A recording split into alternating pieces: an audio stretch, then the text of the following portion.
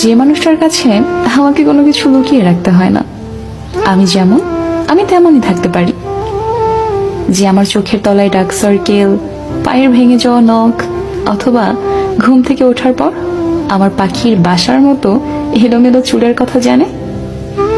যে আমার চিৎকার করে কাদার শব্দ শুনেছে, তীব্র রাগে আমি কেমন তা জেনেছে, আবার আনন্দে আমাকে বাচ্চাদের মতো হাসতে দেখেছে। যার সামনে নিজেকে সাজিয়ে তোলার তাড়াহুড়ো নেই আমার। ও কি ভাববে, ভাবার দরকার নেই। যাকে জড়িয়ে ধরে মরার মতো শান্তির ঘুম ঘুমানো যায়, যার কাছে কখনো জাজ হওয়ার ভয় নেই, যার কাছে মন খুলে আমি আমি হয়ে থাকতে পারি। মোট কথা, যার সামনে আমাকে আমার মন্দটা লুকিয়ে রেখে শুধু ভালোটা দেখিয়ে পারফেক্ট সাজার অভিনয় করতে হয় না, তার সাথে একটা গোটা জীবন অনায়াসে হেসে খেলে ভালোবাসা কাটিয়ে দেওয়া যায়।